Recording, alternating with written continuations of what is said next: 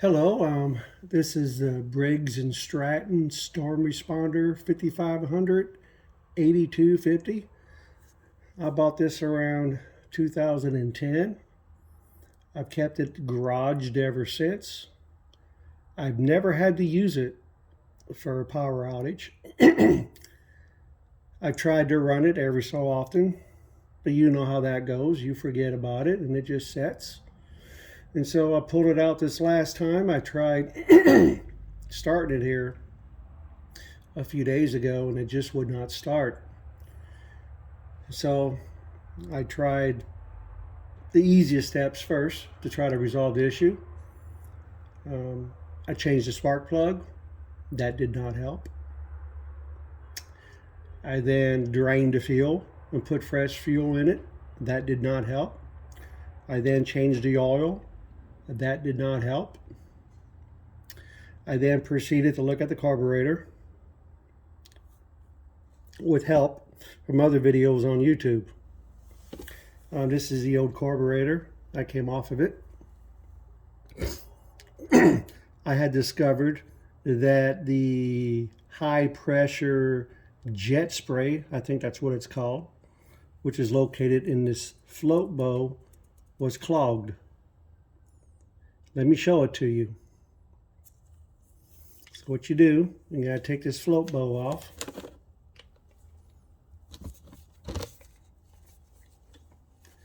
And be careful, gas will probably come out of it as you take it off. So be wearing some gloves or what have you. And a place to catch the gas. So I got this bucket underneath here with some shop towels in it.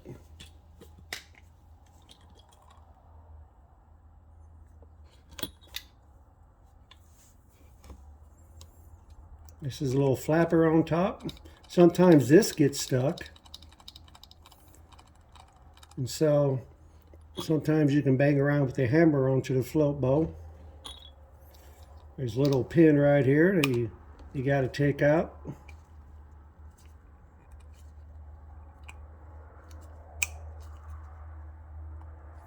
Well, I don't have to do that right now. Let's just take off this top area.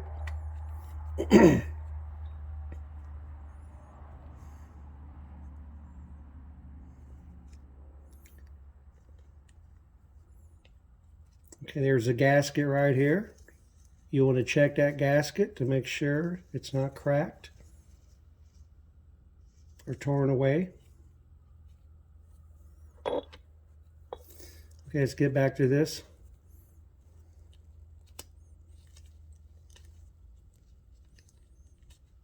There's that pin. This flapper comes off. And right there is the high-speed jet spray for the fuel. If you can't see daylight through that, you see I've since cleaned it out. But if you can't see daylight through there like that, then that could be your fuel delivery issue.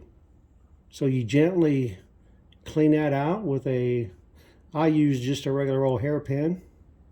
Gently clean that out. And then put your carburetor back together and put it on a generator and see if that was your issue.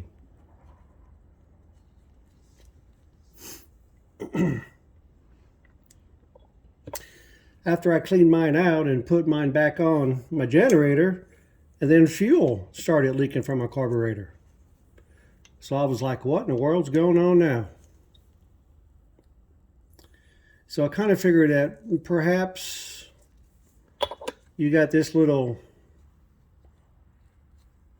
thingamajig right here that goes onto your flapper, like so. I figured perhaps maybe I damaged that. That was allowing more fuel to come through. I don't know, but instead of messing around with it further, carburetors are cheap. They don't cost much. I went ahead and I bought me went on Amazon and I bought me a carburetor from the Rop Shop. I'll let you look at the details there. You can pause it Write down that information so you can get the proper one. It does fit this generator just fine.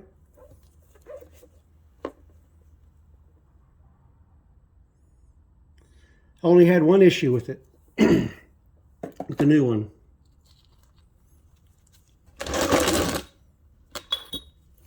And it was this little plastic piece where your throttle goes onto.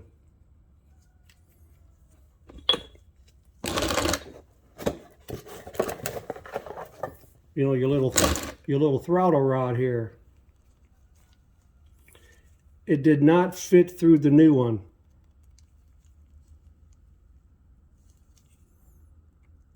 See, it doesn't go through there. And so I just had to swap out the one from the old carburetor. It's real simple. You just pop it off gently. And then you just put it on. That's the only issue I had with this new carburetor. Other than that, you know, that was my issue. I do believe that ultimately my main issue was the high spray fuel or jet spray, if that's what you call that. That it was clogged, it was built up with carbon or what have you, and fuel was not getting through there.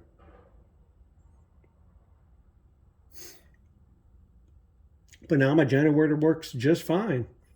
It doesn't take long at all to replace a carburetor. You just got to pay attention to detail and put things on the way you took them off. All right, well, I hope this video has helped you all. If it has, please give it a like, and please help to build my channel by subscribing to it. I really appreciate it. Thank you, and God bless.